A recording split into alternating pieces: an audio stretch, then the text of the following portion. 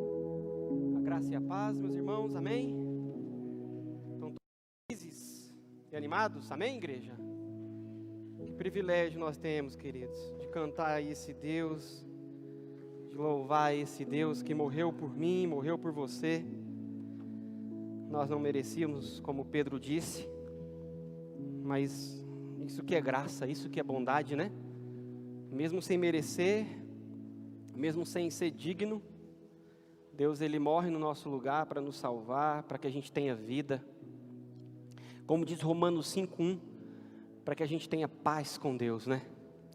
E agora, uma vez que a gente tem paz com Deus, a gente tem livre acesso a esse Deus e a gente pode cantar e glorificar esse Deus. Abra a sua Bíblia, 1 Coríntios, capítulo 14. Gente, hoje nós vamos ter as crianças só até 3 anos que vão sair, tá bom? O restante vão ficar aqui dentro conosco hoje. Final de ano, algumas pessoas, os professores já estão viajando. A irmã Tita, né, está passando essa dificuldade com a mãe dela. Peço que os irmãos até coloquem a Tita, o Hélito, a irmã Bastina nas orações de vocês. Então a Tita, mas o Hélito está com a vida agora bem corrida, cuidando da mãe da Tita. Então a gente está com um número reduzido de professores, então hoje só até 3 anos as crianças podem sair, tá bom? Até 3 anos as crianças podem já ir para o culto delas, e nós que vamos ficar aqui no templo, abra sua Bíblia, 1 Coríntios, capítulo 14, do versículo 1 ao versículo 25. Irmãos, a leitura é um pouco longa, mas se faz necessária, e nós vamos continuar com o nosso estudo, com a carta de 1 Coríntios. Nós temos, desde o começo do ano, fazendo essa série de sermões em Coríntios.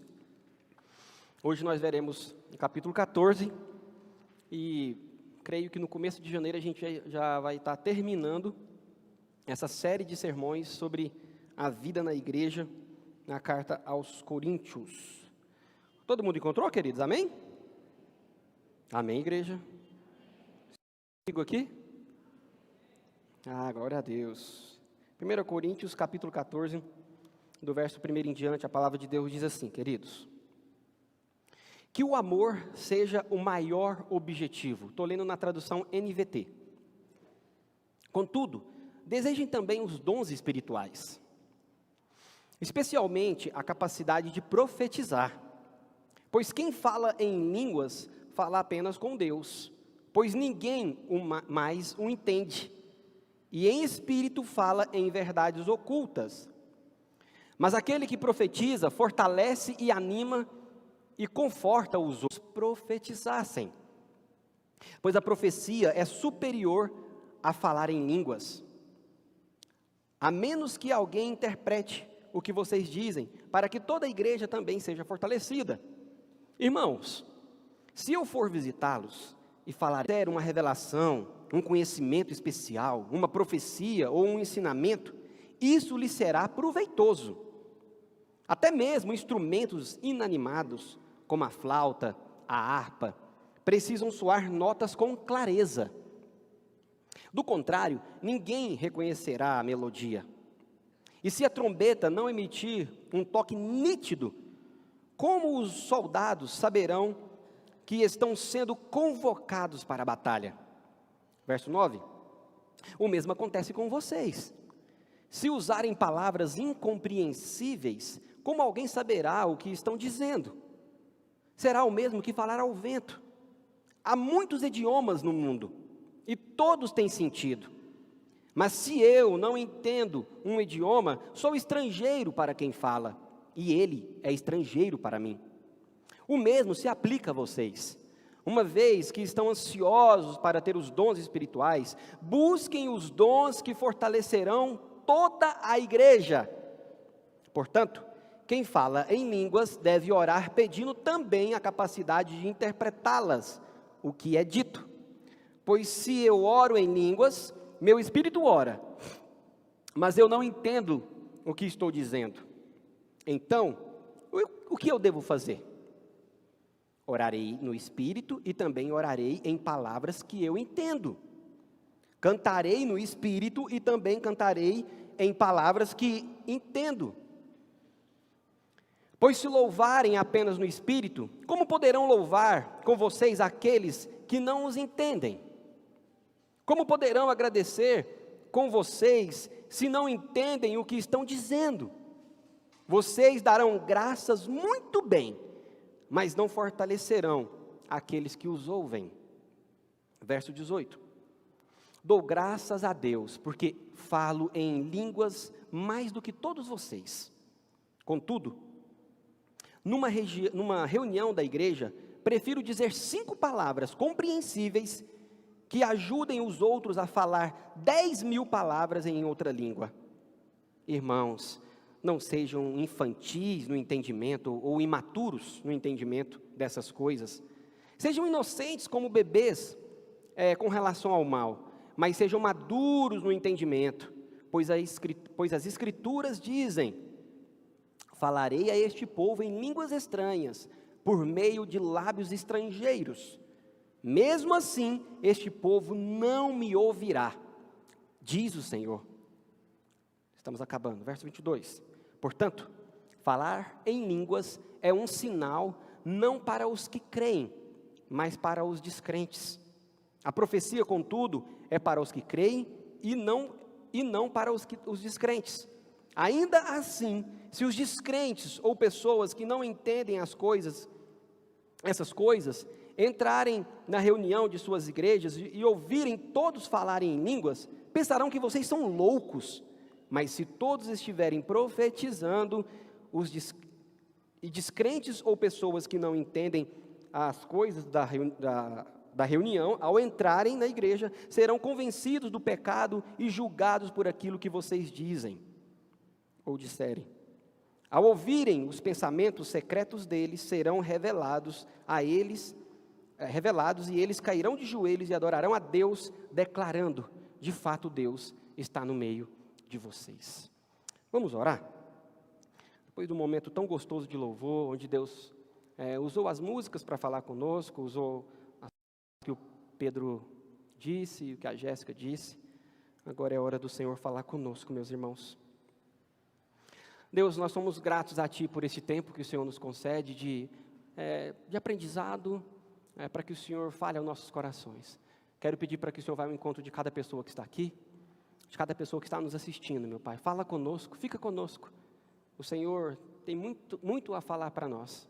E a minha oração é que o Senhor venha tocar cada coração aqui presente. Santo Espírito, toque cada coração aqui presente, meu Deus, em nome de Jesus. Amém. Meus irmãos,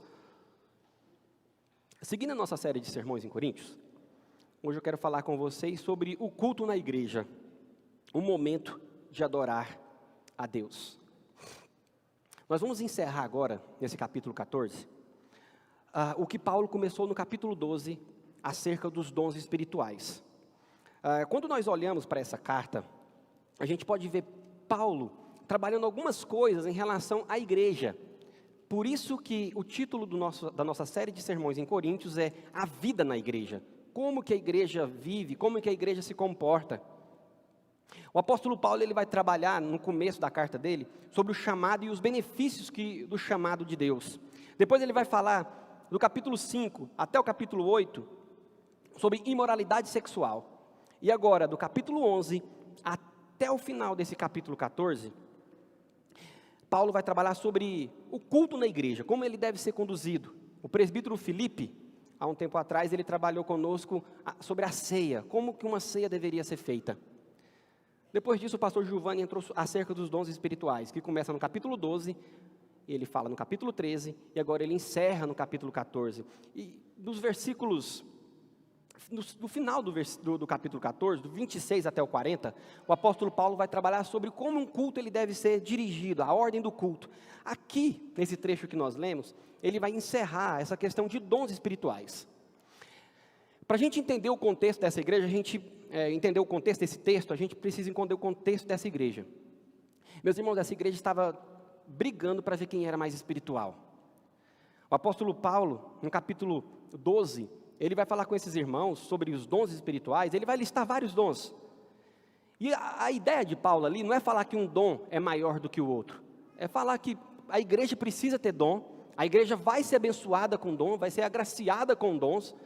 E esses dons, eles servem para um único objetivo, meus irmãos, que já foi dito aqui no altar, para edificação da igreja.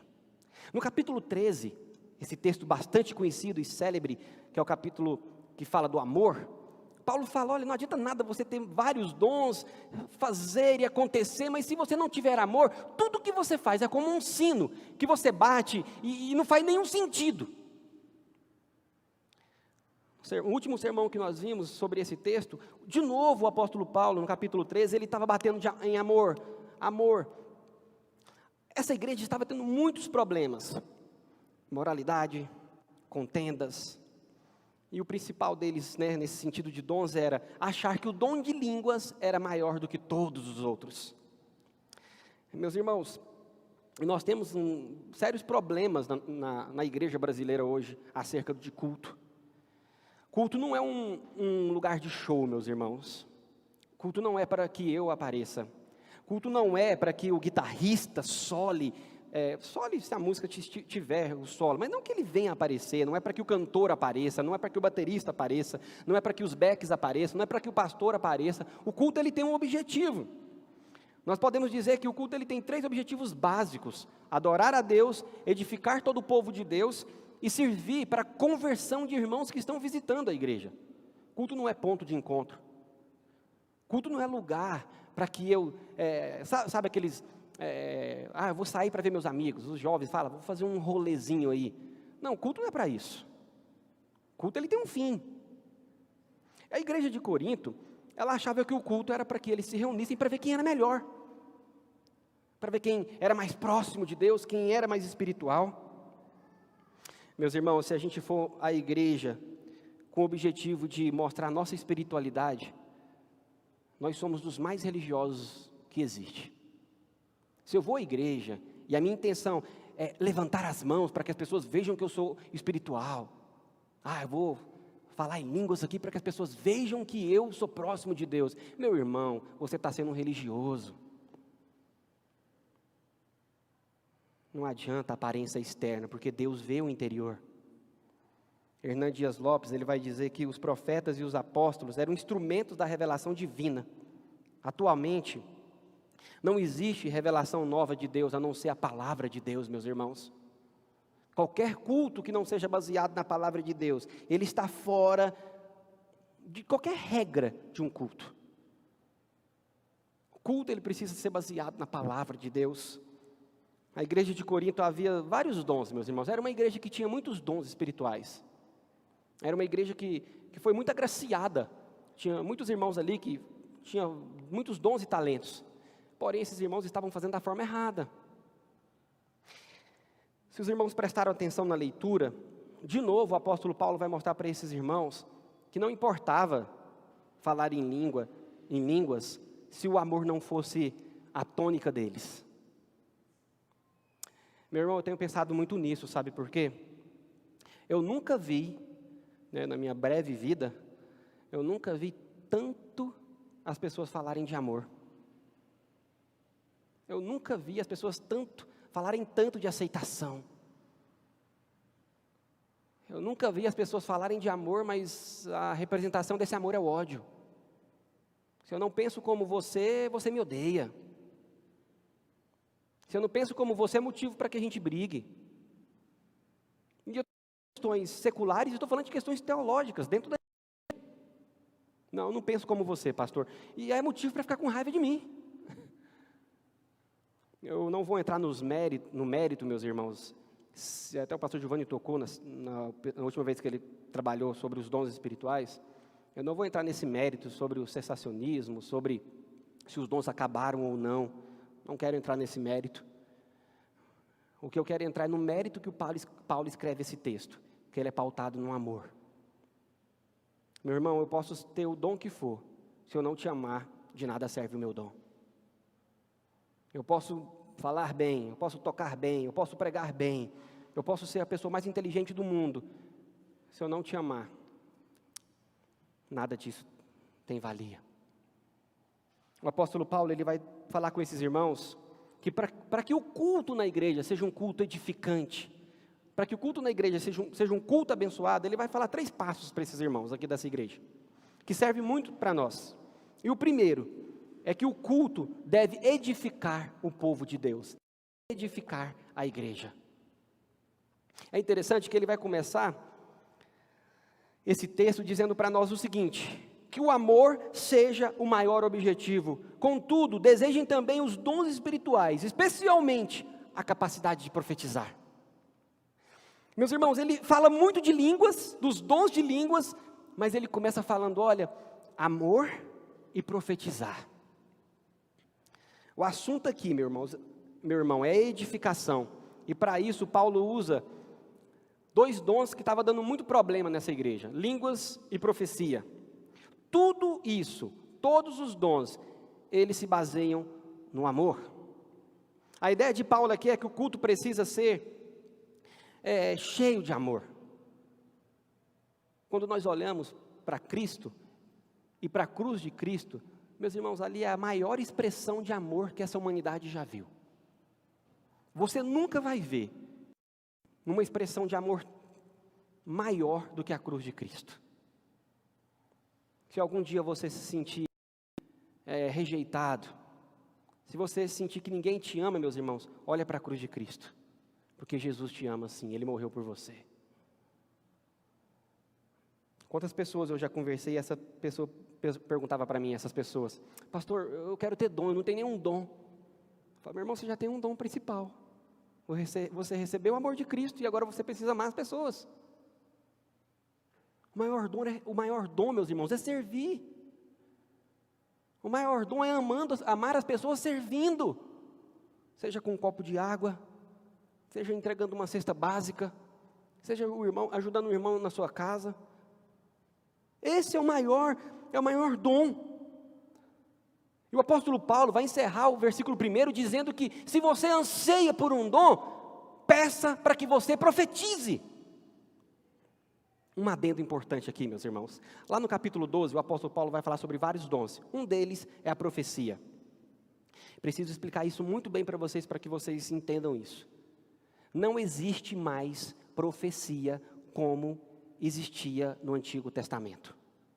Não existe mais profeta como existia no Antigo Testamento. Qual foi o último profeta, meus irmãos, que veio abrir o caminho para Jesus? João Batista. Todos os profetas que profetizavam no Antigo Testamento, eles profetizavam acerca de quem? De quem, irmãos? Nós hoje, na nova aliança, depois da morte de Cristo, nós profetizamos no nome de quem? Desse Cristo que veio, morreu no nosso lugar e voltará para nos buscar.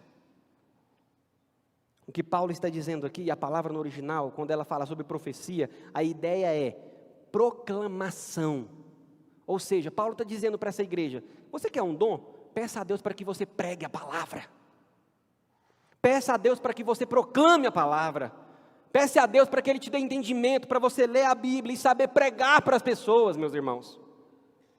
Eu acho interessante quando alguém diz assim: não, eu não tenho um dom de evangelismo. Meus irmãos, todos nós temos esse dom e devemos evangelizar. Tem pessoas que são melhores do que as outras para evangelizar. Sim, mas todos nós devemos evangelizar. Todos nós devemos pregar a palavra de Deus. Às vezes você não vai pregar a palavra como um pastor aqui em cima, mas você vai pregar a palavra no seu trabalho. Você vai pregar a palavra para o seu parente. Você vai pregar a palavra para o seu vizinho no seu prédio, no seu condomínio, na sua rua. Às vezes você vai pregar a palavra no ônibus, no metrô. Porque essa é a função do crente, pregar a palavra. A explanação e a exposição, e isso significa profetizar, meus irmãos. É como Paulo vai falar em Romanos: como crerão se não há quem pregue? Meus irmãos, o crente precisa abrir a boca e pregar. 1 de Pedro 4,11, se alguém fale de acordo com os oráculos, ou seja, com as verdades de Deus. Se alguém serve, faça-o na força de Deus, para que em todas as coisas Deus seja glorificado por meio de Jesus Cristo, a quem pertence a glória, o domínio para todos sempre. Amém. Paulo escrevendo para Timóteo, na sua segunda carta, capítulo 4, verso 2, segunda carta de Timóteo: pregue a palavra, insta, quer seja oportuno, quer não, corrija, repreenda, exorte com toda paciência e doutrina. Concluímos então, meus irmãos, que profetizar, que Paulo está dizendo aqui, é pregar a palavra. Pregue a palavra. Paulo está dizendo: você quer um dom? Peça a Deus para você pregar bem. Meus irmãos, e nem é pregar melhor do que outros, não. É você pregar de uma forma que as outras pessoas entendam. Nós temos vivido dias difíceis no nosso Brasil e no mundo, meus irmãos. As pessoas estão ansiando pela palavra de Deus. Se você tiver a oportunidade de ver uma pessoa do lado que está pedindo para que você pregue para ela, e você às vezes não sabe como falar, é hora da gente clamar a Deus: Deus, me dê sabedoria para falar do Senhor para essa pessoa. Quando nós estamos evangelizando, quando você está conversando com seu amigo, nós estamos pregando. Você está clamando ao Senhor. Verne de Boer, comentando esse texto, ele vai dizer que a pregação e o amor é uma posse que o crente deve ter. Você deve fazê-lo, que é a pregação, no amor de Cristo. No amor continuamos pregando, vivendo e clamando pela volta de Cristo. 1 Tessalonicenses 4:9, quanto ao amor fraternal, não há necessidade que eu lhes escreva, porque vocês mesmos foram instruídos por Deus a amar uns aos outros. Juan Carlos Ortiz, ele vai dizer que o dom de variedade de línguas é um dom de pijama. Variedade de línguas não se assemelha à profecia, mas à oração e à adoração sim. Você não se dirige às pessoas, mas a Deus quando você está orando em línguas. No exercício desse dom, não é exibição, nem evidência do batismo com o Espírito Santo, nem o princípio regulador do amor. Esse dom não passa de barulho, mas o dom da profecia, de proclamação da palavra, ele tem um propósito: convencer o pecador do seu pecado. Meus irmãos, quando nós estamos orando em línguas, nós estamos orando ao Senhor. A outra pessoa, ela não sabe o que nós estamos falando. Não quero entrar no mérito aqui, meus irmãos. Se o dom existe ou não, não quero entrar nesse mérito, porque não é essa a minha tarefa aqui. Minha tarefa aqui é dizer para você: pregue em amor. E é interessante que todos os comentaristas, eles vão nessa mesma linha, dizendo que Paulo quer quer fazer com que essa igreja pare de brigar para ver quem fala mais línguas, meus irmãos. Meus irmãos, essa igreja estava brigando para ver quem falava melhor línguas espirituais. Paulo está falando: olha, por que ao invés de ficar orando em línguas, vocês não vão pregar? Orar em línguas é bom? Sim, mas pregar é ainda melhor. Quem fala em outras línguas edifica-se a si mesmo e não a igreja. É isso que o apóstolo Paulo vai dizer. Olha só o que Paulo fala no verso 2: pois quem fala em outras línguas não fala a língua dos homens, e nem fala aos homens, mas fala a Deus, visto que ninguém o entende, somente Deus, porque é um mistério. É um mistério. Dos versículos 5 ao versículo 12, Paulo agora ele vai mostrar para esses irmãos a importância que tem um culto edificante dentro da igreja. E ele vai usar duas ilustrações para expressar que não adianta você ficar orando em línguas em público, se não houver um intérprete. E ele vai usar duas ilustrações. A primeira, está no versículo 7, é sobre os instrumentos musicais. E ele vai dizer de forma bem clara, meus irmãos. Ele vai falar: olha, irmãos, se eu for visitá-los, verso 5, gostaria que todos vocês falassem línguas, mas gostaria ainda mais que vocês profetizassem, pois a profecia é superior a falar em línguas, a menos que alguém interprete o que vocês dizem, para que toda a igreja seja fortalecida. Verso 6, irmãos, se eu for visitá-los e falar em línguas, em que isso pode ajudar? Mas se eu lhes trouxer uma revelação, um conhecimento especial, uma profecia ou um ensinamento, isso será proveitoso. Até mesmo os instrumentos inanimados, como a flauta, a harpa, precisam soar com notas com clareza. Do contrário, ninguém reconhecerá a melodia. A trombeta, se não emitir um tom nítido, como um soldado, ele vai saber, ou os soldados saberão que é hora de ir para a batalha. Paulo vai usar a primeira ilustração sobre instrumentos musicais. Meus irmãos, se o violão estiver numa nota, o contrabaixo em outra, até quem não entende de música vai perceber.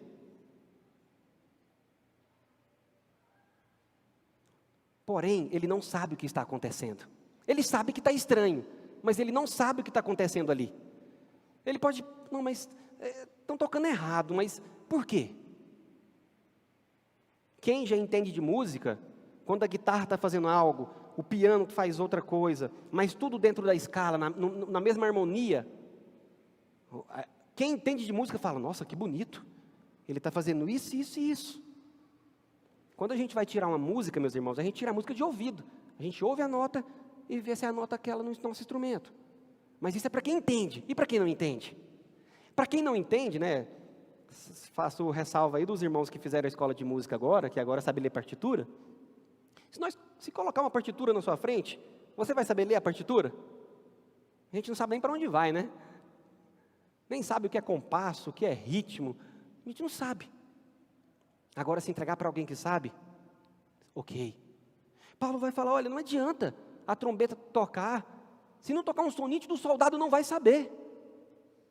E ele vai usar outra ilustração. E ele vai usar agora uma ilustração que é a conversa interpessoal. E ele vai falar de idiomas aqui agora. Ele vai falar, olha, verso 9.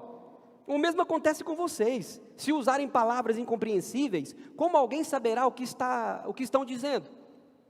Será o mesmo que falar ao vento. Há muitos idiomas no mundo e não tem sentido.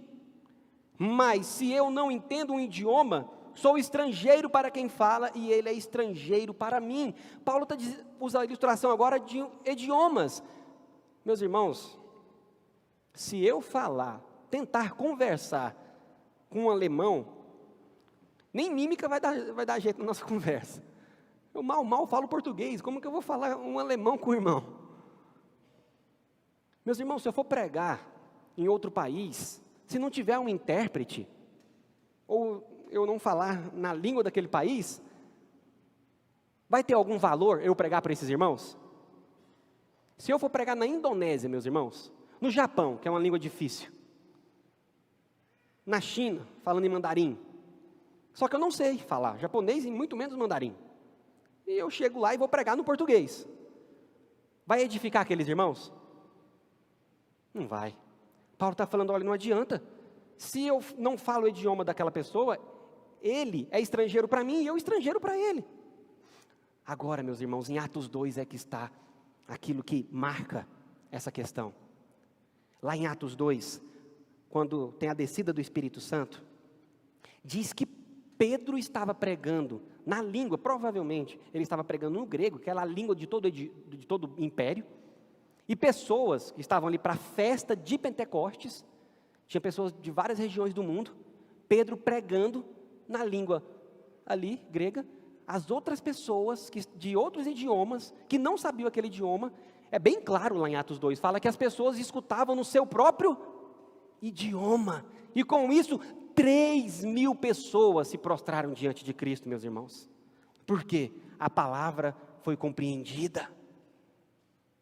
Paulo está dizendo, não adianta falar em língua se ninguém entende. Leon Morris, comentando esse texto, ele vai dizer que a fala é um efetivo instrumento de comunicação, mas a fala que não for compreendida não terá nenhum poder, dunamis, não terá poder de Deus. Um bárbaro, ou seja, um estrangeiro, é um exemplo disso. Ninguém entendia ele.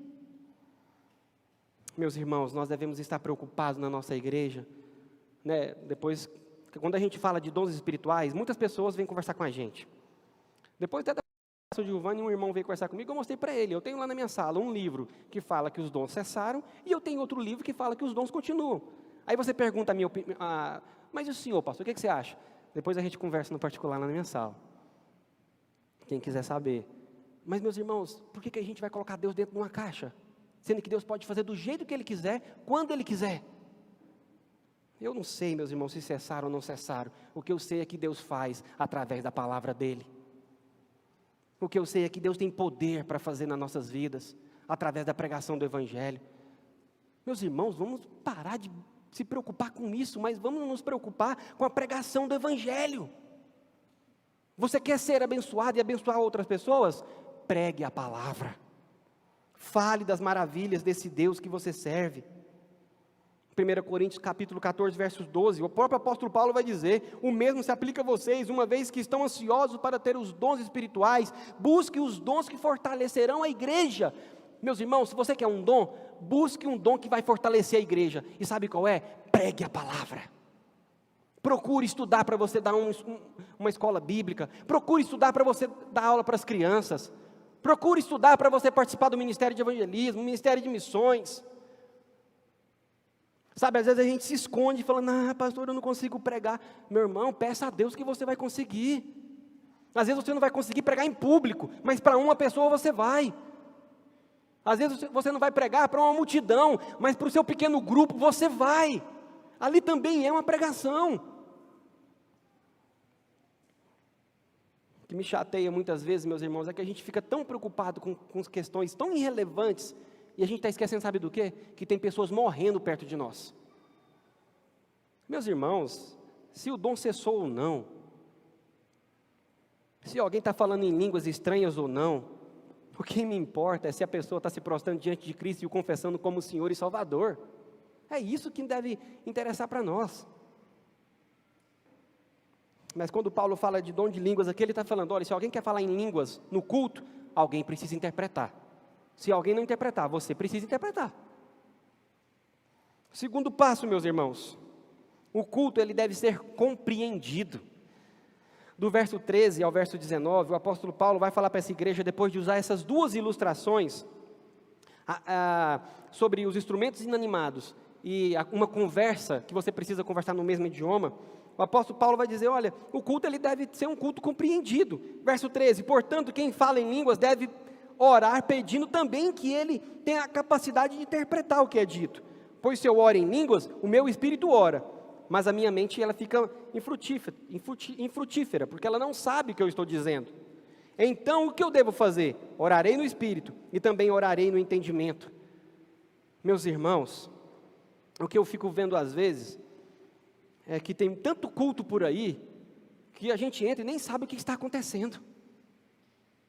Quando houve a descida do Espírito Santo em Atos 2, que mais de 3.000 pessoas entregaram a vida para Cristo, e ouviram Pedro pregando no seu idioma, as pessoas se converteram.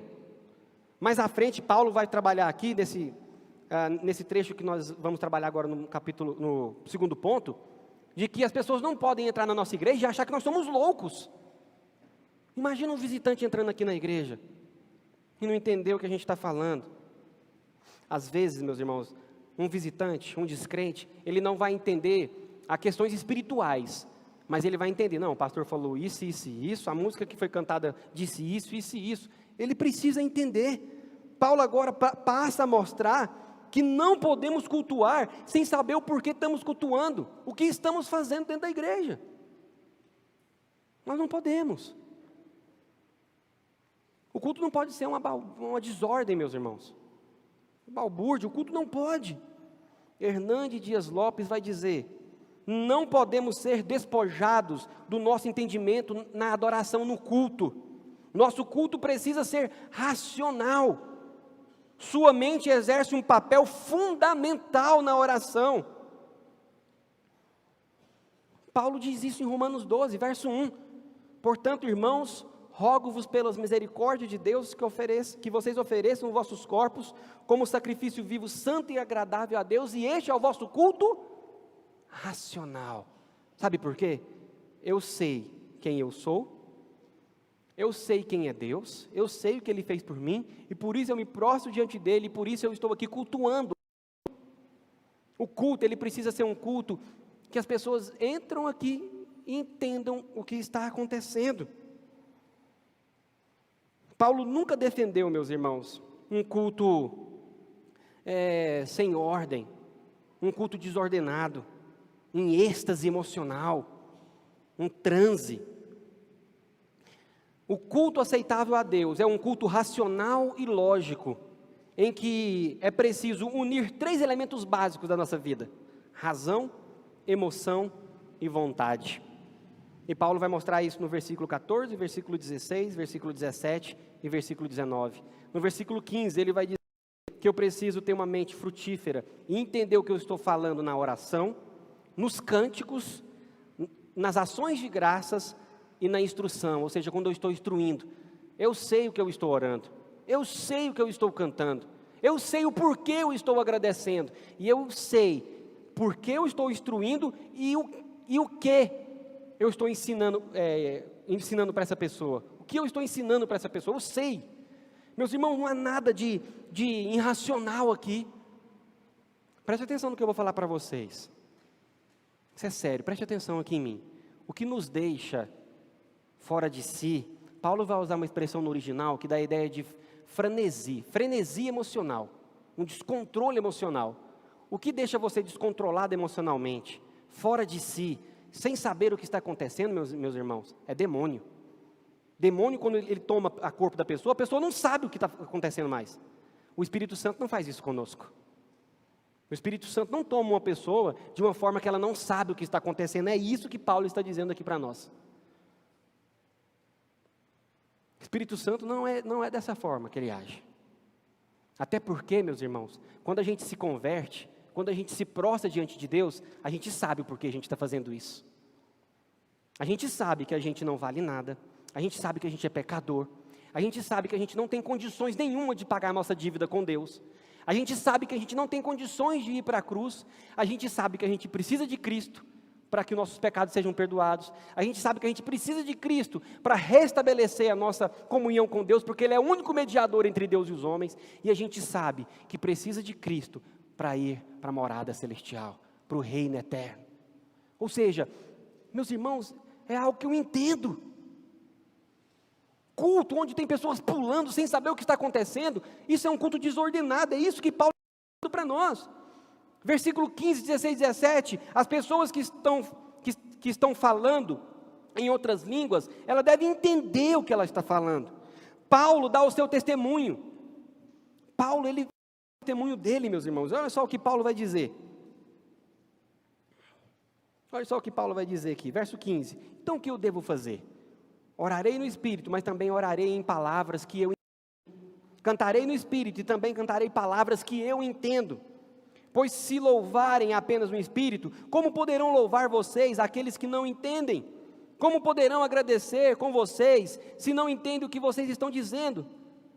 Vocês darão graças muito bem, mas não fortalecerão os que o ouvem. Olha só o verso 18, o que Paulo vai dizer agora? Dou graças a Deus, porque falo vários idiomas.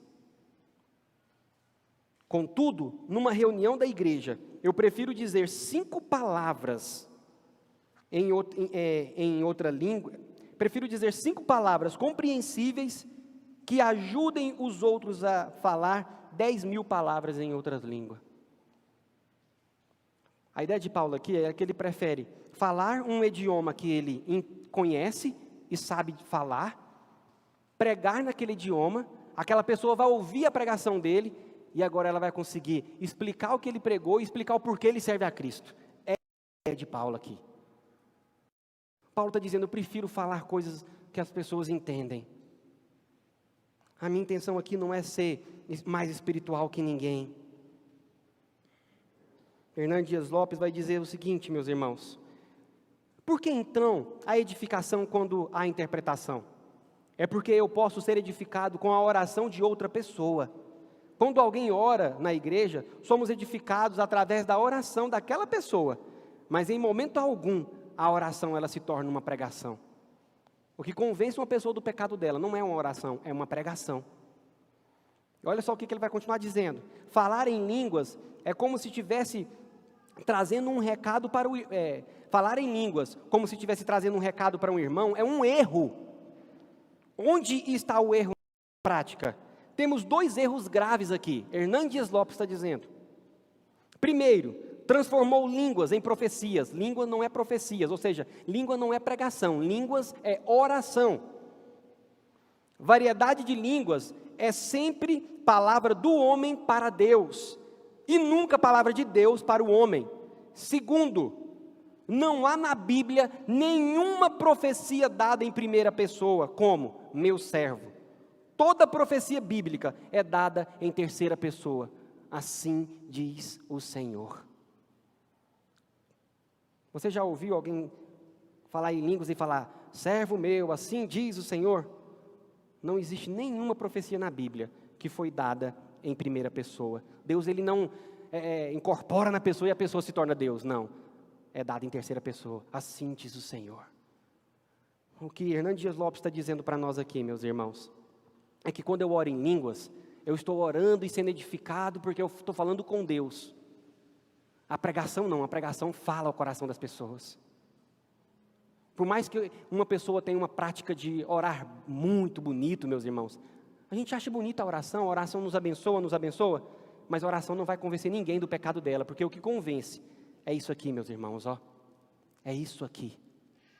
Dr. Roosevelt Shedd, ele vai dizer o seguinte: você quer ouvir a voz de Deus? Leia a Bíblia. Você quer ouvir a voz de Deus de forma audível? Leia a Bíblia em voz alta. É a palavra de Deus que fala aos nossos corações, meus irmãos. Paulo mostra para nós de forma bem clara a importância de nós entendermos o que está acontecendo aqui no culto, meus irmãos. Você precisa entrar naquela porta e saber o porquê você está aqui. Você precisa entrar por aquela porta e saber o porquê que você veio aqui. Meu querido, você não veio aqui simplesmente para ser abençoado. Você não veio aqui para se sentir bem. Você não veio aqui para cumprir um ritual religioso. Você veio aqui, eu vim aqui, porque não há outra forma, meus irmãos, de termos vida a não ser cultuando a Deus. Aquele que entregou sua vida para Cristo, ele não tem prazer maior a não ser estar perto de Deus. Aquele que entregou sua vida para Cristo, o maior prazer dele é saber que ele está indo para o culto, adorar e glorificar esse Deus, porque esse Deus morreu por ele. O que nós estamos fazendo aqui, meus irmãos, é glorificando a esse Deus que morreu por nós numa cruz. Esse Deus que se entregou por nós numa cruz. É isso que Paulo está dizendo para essa igreja. E é isso que eu quero dizer para você nessa noite. Você está aqui para adorar um Deus que morreu no seu lugar. O último passo que Paulo vai mostrar é esse. Culto precisa ser um lugar de conversão, meus irmãos. E como será um lugar de conversão, sendo que alguém vai entrar aqui e não vai entender o que está acontecendo? Sabe, vocês já perceberam como nós temos os nossos bordões? A gente descobre quem é crente fácil. Misericórdia, está amarrado, está repreendido. Vaso, né? Varão, varoa, ungido, ungida. A gente tem os nossos bordões, a gente tem o nosso vocabulário. E muitas pessoas não entendem ele. É isso que Paulo quer dizer quando ele falou lá atrás na carta aos Coríntios, que ele se faz de loucos. O se fingir de louco, meus irmãos, é falar o evangelho de uma forma que as pessoas entendem. É falar o evangelho de uma forma que as pessoas que não conhecem Cristo possam ouvir a palavra de Deus e possam falar, é isso. E do versículo 20 ao versículo 25, Paulo vai falar isso para essa igreja. Essa igreja que estava tão preocupada com espiritualidade falsa.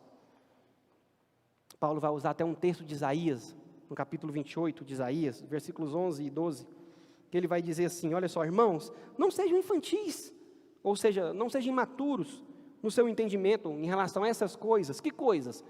Ao dom de línguas, que ele está dizendo, e ao dom de profecia, ou seja, ao dom de pregar a palavra.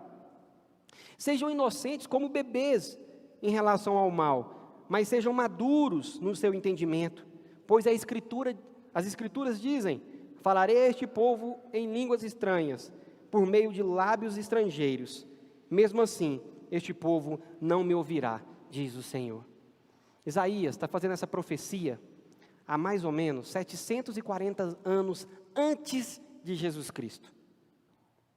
E o contexto que Isaías fala esse texto, e o contexto que Paulo está usando esse texto é: Deus chamou um povo, que é o povo de Israel, e muitos ali endureceram o coração, não quiseram confessar e não quiseram se prostrar diante de Jesus Cristo e reconhecer que Ele era o Messias, o ungido, o Cristo esperado. O que Isaías está dizendo e o que Paulo se apropria desse texto, está falando para essa igreja e para nós é: Deus vai usar pessoas de outras nações para pregar sobre esse Deus maravilhoso. E mesmo assim, muitos israelitas continuarão de coração fechado.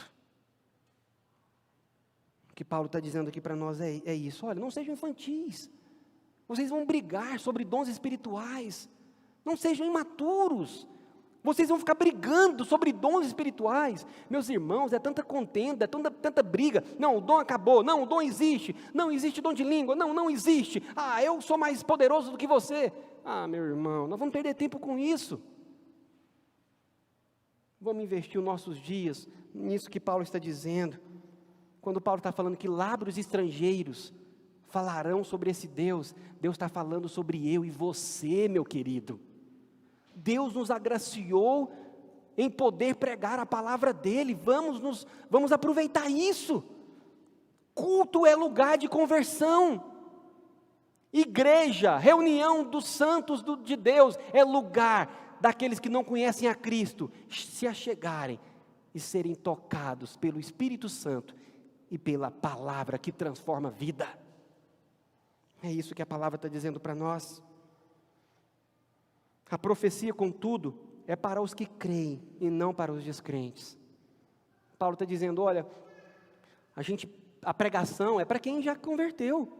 A pregação é para quem já conhece Cristo. Ela precisa pregar para os descrentes. Aí sim, eles vão se apropriar disso também. No final de tudo isso, meus irmãos, sobre o culto ser um lugar de pregação, de conversão, um lugar de salvação, Paulo dizendo para nós: tem muito culto por aí, meus irmãos, que está cheio de pessoas imaturas, infantis. Eu aproveito, já estou terminando, meus queridos, eu aproveito para fazer um parêntese aqui. É tanta briga na igreja, para ver quem é o dono, para ver de quem foi a ideia de fazer aquilo ou aquilo outro. É tanta briga na igreja para ver quem tem razão e quem não tem. Vamos nos despojar disso, meus irmãos. Fora toda contenda, fora toda briga. Ah, aquela pessoa, ela faz algo que eu não gosto. Aí vira a cara para ela. Meu irmão, vou te dar uma notícia. Se você está assim, você vai passar a eternidade do lado dessa pessoa. Se você tem problema com ela, ore para Deus tirar esse problema do seu coração, porque você vai passar a eternidade com essa pessoa. Paulo, no final do capítulo 13, que o pastor Giovanni expôs para nós no último culto, que teve antes da cantata, e antes da pregação dos casais, Paulo vai encerrar o capítulo 13 dizendo, e é lindo, meus irmãos: agora, pois, permanecem a fé, a esperança e o amor. Destes três, porém, o maior deles é o amor. Sabe por quê? A esperança, ela vai acabar quando Cristo voltar. Porque a esperança significa que nós esperamos algo. E esse algo é quem? Jesus. Ele está voltando para te buscar. Quando Ele voltar, não precisa mais de esperança. A fé, nós temos fé, como diz Hebreus 11:1, a fé é a certeza das coisas que eu não espero e convicção de fatos que eu não vejo. E o que eu espero? Cristo voltar. Quando Ele voltar, eu não preciso de ter fé que Ele vai voltar, porque eu já estou com Ele. Agora o amor não, meus irmãos. O amor, ele vai reinar pela eternidade. E porque eu estou querendo encerrar dessa forma, largue de ser infantil e imaturo. Largue de ser infantil e imaturo. Entregue a sua vida para Cristo de verdade e viva em Cristo de verdade. Entenda que o culto, ele precisa ser edificante para toda a igreja, compreendido por todas as pessoas que estão nele, e precisa ser um lugar de conversão. É isso que Paulo está dizendo para essa igreja. E tudo, irmãos, é firmado, é fundamentado no amor. E só ama de verdade quem recebeu o amor de Cristo na vida dele. Quem tem o amor de Cristo não pode amar de verdade. Ou seja, o culto é um lugar de edificação. Culto não é lugar. Às vezes a gente se engana. Eu chorei no culto hoje, o culto foi abençoado. Não, meus irmãos, às vezes você chorou porque você estava fragilizado, fragilizada. O culto foi abençoado, eu estou saindo do culto, eu estou me sentindo bem. Não, meus irmãos, às vezes é porque você está enganado mesmo. Culto bom é aquele que te confronta. Culto bom é aquele que te confronta e te conforta ao mesmo tempo. Em que você fala, eu preciso mudar isso, isso e isso. E graças a Deus que eu tenho Jesus para me ajudar. Culto bom é onde a Bíblia é pregada. E eu entendo e vou embora para minha casa. E não sou semelhante àquele homem que Tiago diz na sua carta. Há um homem que olha no espelho e esquece a sua face. Não, eu ouvi a palavra, entendi a palavra e agora eu vou praticar a palavra e glorificar a Deus. Que Deus te abençoe, meu irmão. E que você mude a sua perspectiva em relação ao culto. Culto é um lugar de edificação mútua. É um lugar de compreensão do que está acontecendo aqui. É um lugar de razão. Porque eu preciso usar meu cérebro para entender tudo o que está acontecendo à minha volta. Eu preciso usar minha inteligência para entender aquilo que o pastor está pregando. E é um lugar de receber pessoas novas, para que essas pessoas se entreguem para Cristo também. Vamos orar em nome de Jesus? Feche os seus olhos.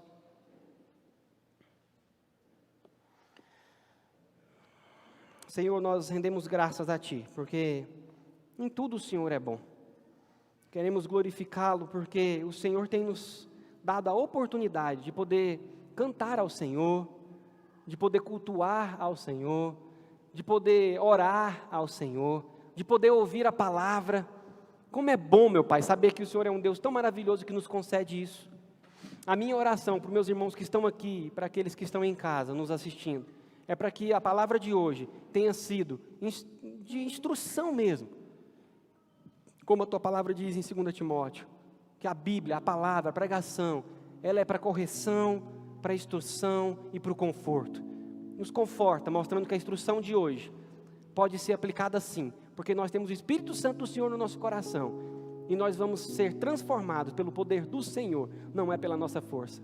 Que o culto da Igreja Bethesda seja um culto edificante, para quem é membro, para quem está chegando, e seja um culto de conversão e de glorificação ao Senhor, Deus. Em nome de Jesus. Amém e amém.